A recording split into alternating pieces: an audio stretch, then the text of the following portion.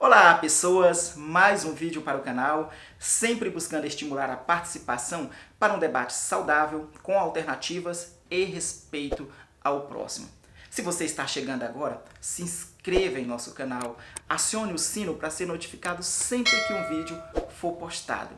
E claro, se vocês gostarem do conteúdo, deixa o vosso joinha, isso ajuda bastante ao canal. Comente também se você é a favor, se você é contrário, deixe a sua opinião de maneira saudável, de maneira que a gente possa construir um debate. Isso permite que o YouTube identifique que o vídeo está sendo comentado, que as pessoas estão interagindo, para propagar o conteúdo para mais pessoas. Então faça isso e a gente agradece. Quero também responder alguns questionamentos em nossas plataformas. Por que a Ciatidal, de repente, deixou de gravar os vídeos de dança e outros para estar fazendo mais vídeo para análise e opinião? Vou tentar responder do início. Quando eu tive um problema de saúde, muitas pessoas me ajudaram através de orações e financeiramente com doações que foram feitas para mim e para minha família. Eu pude presenciar a realidade do sistema de saúde na minha região sul maranhense e na capital goiana, onde eu fiz o tratamento. Quando terminei, quando tive a notícia de que poderia retornar, já estava concluído o meu tratamento, após ter vivido e visto a realidade de pessoas que lutam pela vida, lutam pela vida no Araújo Jorge, no Hospital do Câncer, e consciente de tudo que a população tinha feito, o gesto de solidariedade, resolvi, junto com alguns amigos, criar a Ciatidal, companhia de teatro e dança Arte Livre. Essa que atua de domingo a domingo com ações na sua sede fisicamente e ações esporádicas que acontecem nos bairros, nas escolas, nos eventos em Porto Franco e na região. No entanto, quando iniciou a pandemia, o nosso setor, o setor de cultura, o setor de eventos, foi um dos principais afetados, suspendendo assim todas as atividades. O tempo que dedicávamos para fazer essas ações, fosse na sede ou fosse nos bairros, passamos a dedicar para gravar vídeos para este canal, que já era um sonho, mas devido à falta de tempo não o fazíamos. Também outra razão que me motiva a gravar é, como especialista em educação, pobreza e desigualdade social, como acadêmico de administração pública pela UEMA, sexto período, uma opção que eu fiz, visto que quando eu passei no vestibular, passei também para administração, como algumas pessoas chamam de administração de empresa, pela UFMA. E acabei opinando por administração pública, pela sua grade, pela semelhança ao trabalho que já era desenvolvido pela Ciatidal, uma associação do terceiro setor, e eu buscava entender ainda mais.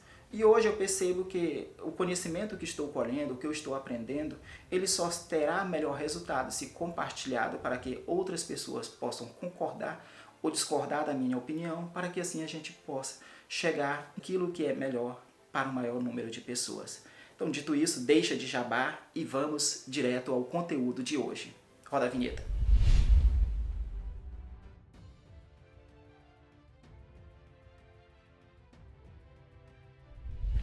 Na ponta, se olharmos para uma posição de uma tabela posta na vertical, na parte superior temos os líderes. Na parte de baixo temos os lanternas ou aqueles que estão prestes a serem rebaixados, conforme a linguagem do futebol. Se for olharmos numa posição geográfica, temos os extremos norte e sul. E se olharmos numa posição social? É a partir dessas indagações e de acordo com a fala que vamos colocar agora, que gravamos o conteúdo da semana. A gente iniciou as visitas nas cidades mais atingidas. E isso foi fundamental. Que é fundamental você estar na ponta, foi fundamental para a gente estar com essas pessoas, entender o que acontece no dia a dia, ver o que está sendo feito, entender melhor o que acontece na ponta. Como vimos, o ex-ministro Nelson Taide, ele coloca a realidade que ele pôde presenciar das pessoas que estão na ponta da batalha contra a Covid-19. Enfermeiro, médicos, agentes de saúde, tantas as outras pessoas que atuam nos hospitais.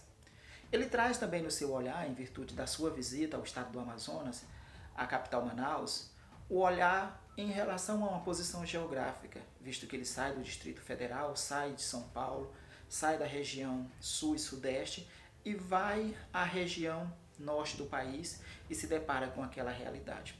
É com base nessas indagações e com aquilo que eu coloquei no início do vídeo, de ter vivido e presenciado a realidade da saúde na minha região, região sul-maranhense e na região da capital goiana, que eu quero comentar e trazer dados para colaborar ao debate da semana. Bem, os dados vão estar todos nos seus links na descrição do vídeo para que vocês possam também ler, acompanhar essa reportagem. Se tiverem outras informações, tragam, coloquem nos comentários para que a gente possa estar compartilhando e conhecendo também alguma informação que eu não encontrei. Isso é importante para esse debate que pretendemos construir. Então, no momento, o primeiro dado que eu quero trazer, não vou trazer todas as informações, porque senão o vídeo vai ficar muito longo, mas é um dado do IBGE de 2019 que fala sobre a distribuição dos leitos de UTI, de respiradores, de médicos e enfermeiros pelo Brasil. E a distribuição é o seguinte: segundo o IBGE, publicação de 2019, o número de UTIs por estados, estão representados da seguinte maneira: para cada 100 mil habitantes, o Distrito Federal tem 30 UTIs. Distrito Federal, 30 UTIs para cada 100 mil habitantes. O Maranhão aparece na 21ª posição, com apenas 8 leitos de UTI para cada 100 mil habitantes. Na última posição está o estado de Roraima, com apenas 4 leitos de UTI para cada 100 mil habitantes.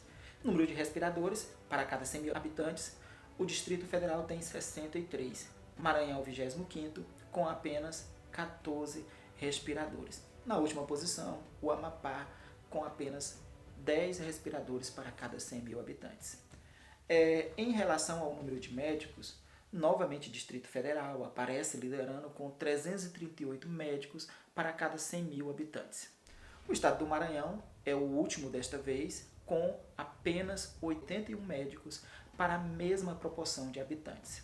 O número de enfermeiros distribuídos, nós temos para o Distrito Federal, que lidera novamente, 198 enfermeiros para cada 100 mil habitantes.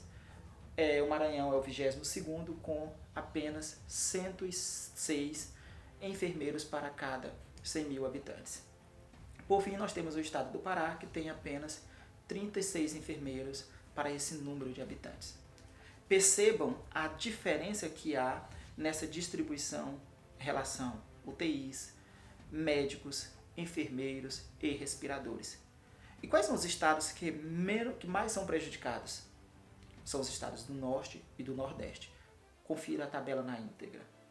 Os estados do Centro-Oeste, do Sul e do Sudeste encontram-se em melhor condição se olharmos para essas regiões.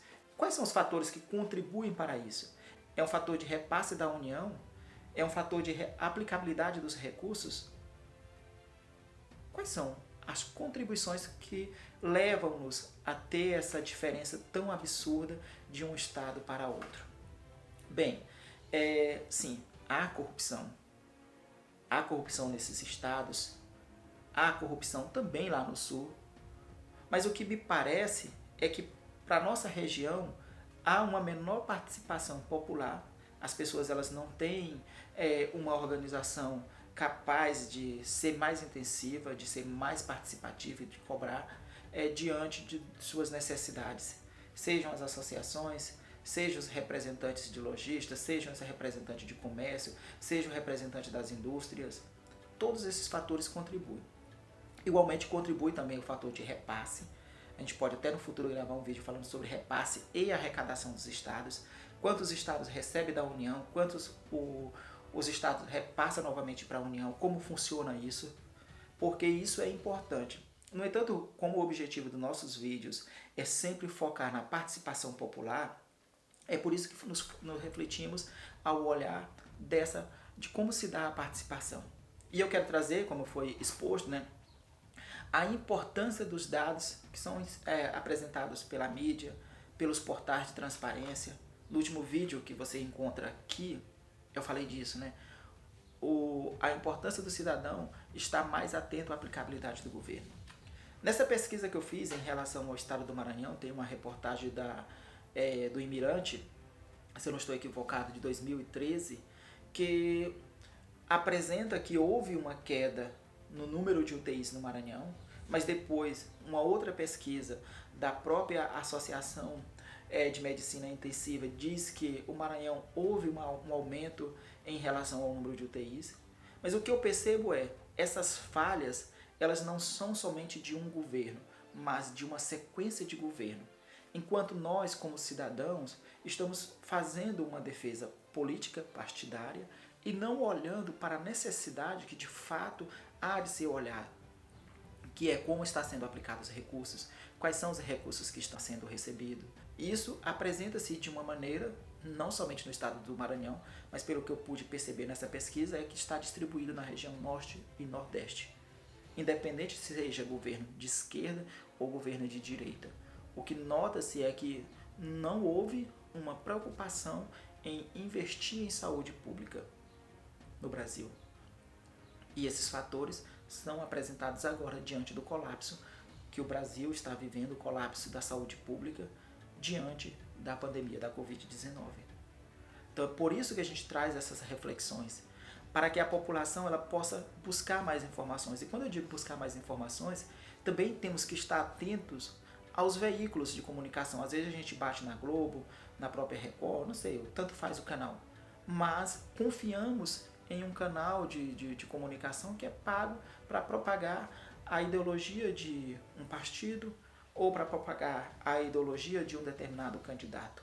Então há necessidade de selecionarmos essas notícias e principalmente olhar para as notícias não pelo que disse um colega, mas pegar a notícia, verificar nos seus veículos de comunicação, nessas diversidades de comunicação que existe, verificarmos sempre de onde a fonte da pesquisa parte, quem são os protagonistas da pesquisa, se é a Associação de Medicina, se é um setor confiável da economia, para que a gente possa construir essa diferença.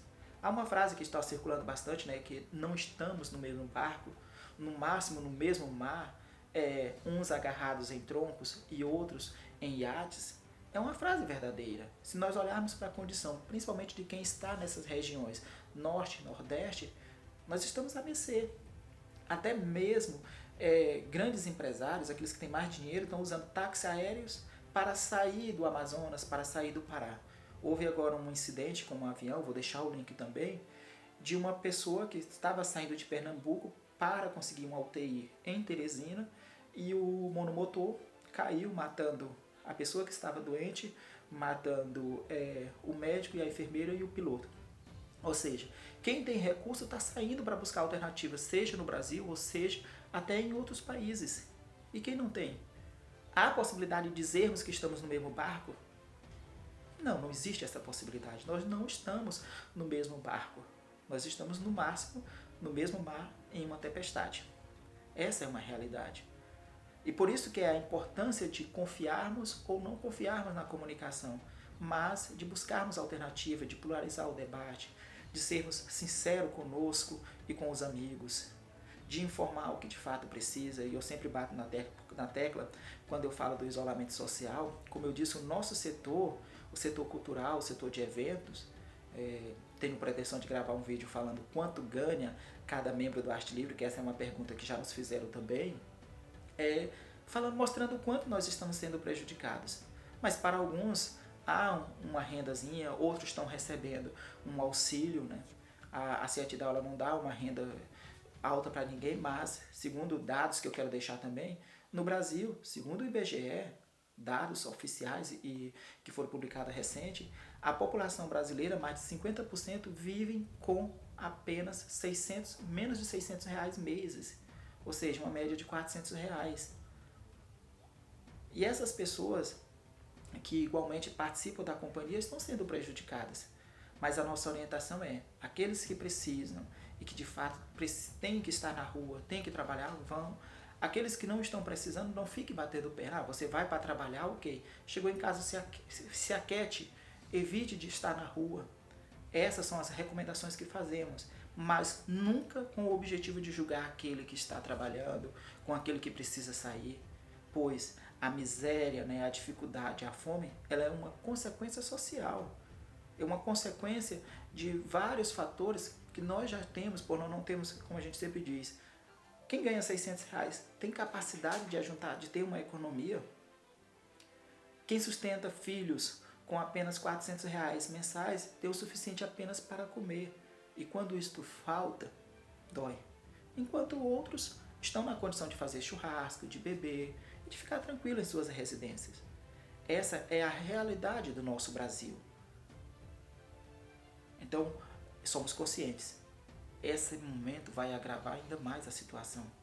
Para quem já tinha mais de 12 milhões de desempregados, imagine o número que isso vai acontecer agora. Então, quanto antes passarmos, melhor. Mas usemos esse momento para conhecer as nossas condições, para conhecermos as nossas realidades e, quando passarmos disso, para cobrar de maneira consciente a efetivação de políticas públicas que possam beneficiar a todos, ou se não, que possa beneficiar a cada setor. Por que eu digo isso? Porque no momento quem está sendo mais prejudicado são as pessoas que mais precisam, que não têm condição de pagar um táxi aéreo, que não têm condição de se sair hoje daqui da região e ir morar em outra cidade com maiores condições de UTIs, de leitos. Então essas pessoas sofrem na ponta. Um abraço, até o próximo vídeo, se assim Deus nos permitir. Um grande abraço a todos.